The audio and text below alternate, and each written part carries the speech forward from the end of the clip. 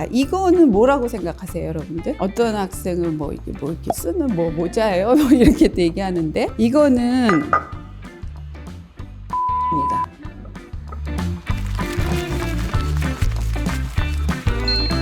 제19대 한국실내건축가협회 회장님이셨고 한양대에서 오랫동안 학생들을 지도해 주신 김경숙 교수님을 이 자리에 모셨습니다. 네, 안녕하세요, 여러분. 반갑습니다. 오늘 이 자리를 KCC 클래스에서 이렇게 마련해 주셔서 너무 영광으로 생각하고요. 이렇게 만나서 좋은 얘기 나누게 돼서 너무 반갑습니다. 네.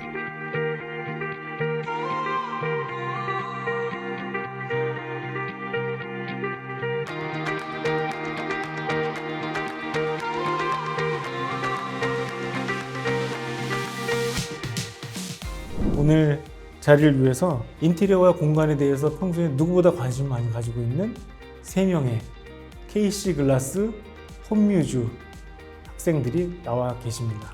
오늘 이 3분의 홈뮤즈들이 궁금한 게 평소에 너무 많고, 그리고 또 교수님에 대해서도 또 공부를 좀 하고 왔습니다.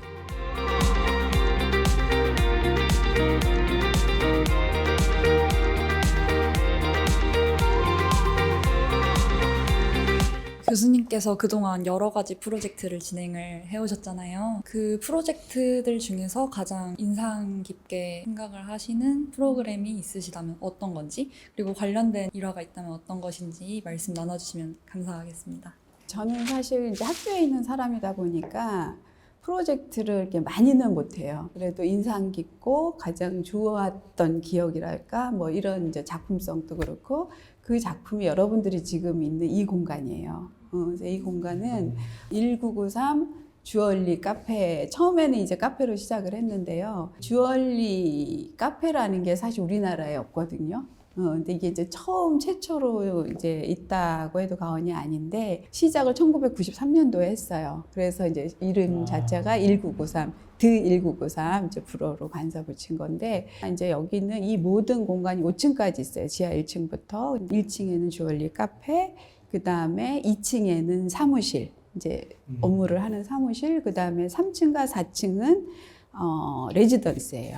해외 바이어들이 와서 이 제품들을 구매를 할 때 시간적인 이제 여유를 더 갖기 위해서 여기에 머물게 하기 위한 게스트하우스인 거죠. 5층이 루프탑 가든이 있어요. 그래서 루프탑 가든이 있고, 또 지하가 문화 공간으로 또 모든 이제 문화 행사들이 열리고, 그러니까 여기에 주거 공간, 상업 공간, 사무 공간, 가든 공간, 이런 모든 기능이 이제 다 하나에 있는, 그러니까 토탈 복합 기능 유형의 공간이 된 거죠. 그래서 저한테는 굉장히 뜻깊었고 중요하고 또 인상 깊은 그런 공간입니다. 네, 교수님께서 영향을 받으신 건축가가 누구인지, 그 건축가의 어떤 점을 영향을 받았고 그게 교수님 삶에서 어떻게 묻어났는지 궁금합니다. 저는 이제 실내 건축을 전공을 했고, 독일에서는 실내 건축학과가 50%의 건축을 배우고 50%의 인테리어를 배워요. 왜냐하면 인테리어 디자이너가 건축을 몰라서는 안 되거든.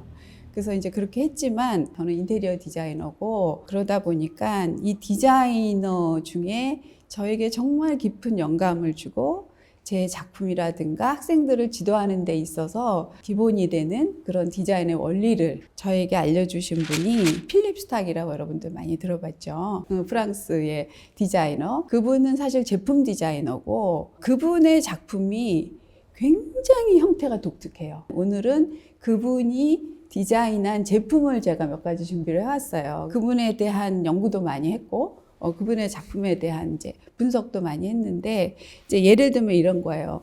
형태는 기능을 따른다라는 말 여러분 잘 아실 거예요. 로이스 설리반이 얘기한. 그러니까 사람들은 형태를 뭘 추구를 하고 어떤 컨셉을 갖고 이렇게 하는데, 이 필립 스탁 같은 경우에는 우리가 기존에 사용하는 기능성을 완전히 다르게 해석을 하는 거예요.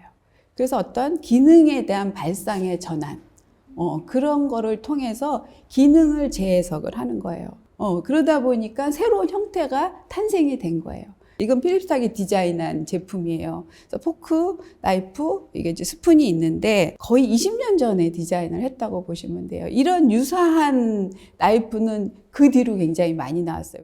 근데 그거는 정말 형태만 따라 한 거거든요.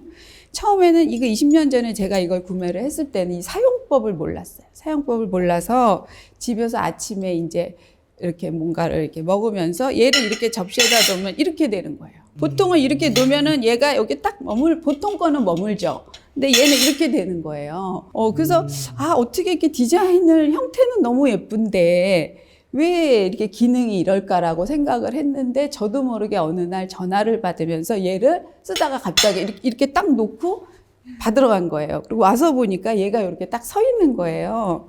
그래서 보니까 얘는 나이프를 이렇게 놓는 게 아니라 세워놓는 나이프인 거예요. 이 각도도 이 사람이 다 연구를 하고 구상을 하고 계산을 해서 어느 접시에나 어느 크기 어느 형태의 접시에나 이렇게 놓으면 얘가 이렇게 딱 쓰는 거예요.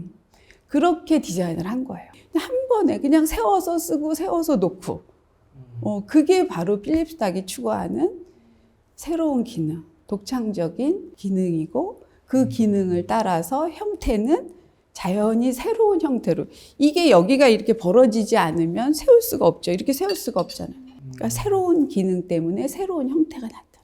자, 이거는 뭐라고 생각하세요, 여러분들? 접시. 어떤 학생은 뭐 이렇게 쓰는 모자예요? 이렇게 얘기하는데 접시인데 왜 이게 이렇게 이거 불편해서 어떻게 써요? 접시인데 뭐 사과 하나 담는 접시일까요? 모르겠죠.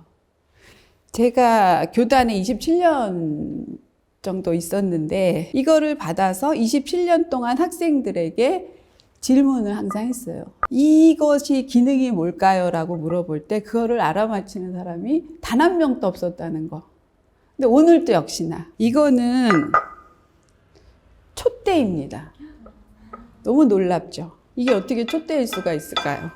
그러니까 이 사람이 그 발상의 전환을 한다라는 게 기존의 기능을 항상 다르게 해석을 하는 거예요. 더 뭔가 기능적으로 편하고 쉽고 사용성이 좋고 이거를 늘 생각하는 분이에요. 그래서 촛대라는 것을 여러분이 상상을 한번 해보세요. 기존의 촛대 어떻게 생겼을까요? 위로 이렇게 수직적이고 바닥이 무조건 평평해야 되죠. 왜냐하면 초가 똑바로 서서 흔들리면 안 되고 또 위험하고 이러니까 그러니까 이분은 그냥 다른 접시랑 테이블 위에 있는 다른 음식 접시들이랑 비슷하게 놓고 조용히 여기에 이제 은은하게 비치면서 조명 역할도 되는 거예요. 여기에 불을 비치면 여기가 은은하게 이제 불이 들어와요.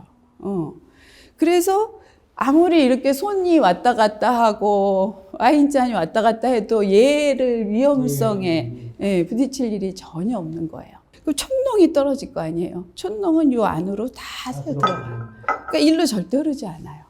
저는 이걸 직접 킨 거를 그 해외에서 봤거든요. 이거를 보는 순간에 저는 정말 감동을 받고 놀란 거죠. 그래서 제가 이제 이분의 어떤 기능의 재해석, 형태의 독창성 이런 거에 대해서 굉장히 좀 감동받고 저의 디자인 모토와 철학으로 삼고 있는 거죠. 디자인이라는 것은 사용성이에요. 예술이 아니에요. 예술의 경계도 이게 디자인을 예술로 볼 거냐 그 영역도 분명히 있죠. 감상하고 이런 거. 그러나 파인아트처럼 우리가 이렇게 벽에 걸거나 이렇게 놓고 감상하는 게 아니잖아요. 사용하는 거잖아요. 공간도 사용하는 거고 제품도 사용하는 거고 디자인이 붙은 것은 다 사용하는 거예요. 그러니까 그 사용성이 좋아야 되는데 사람들은 너무 이렇게 형태, 겉에 그 예쁜 것만을 추구하는데 그것이 굉장히 불편할 때가 있잖아요. 그러나 이제 필립스탁 같은 경우에는 형태도 너무 새롭고 멋지지만 독창적이지만 기능이 훨씬 더 편리하다라는 것을 추구하는 거죠. 네, 말씀 정말 잘 듣고 있습니다. 너무너무 유익한 시간인데요.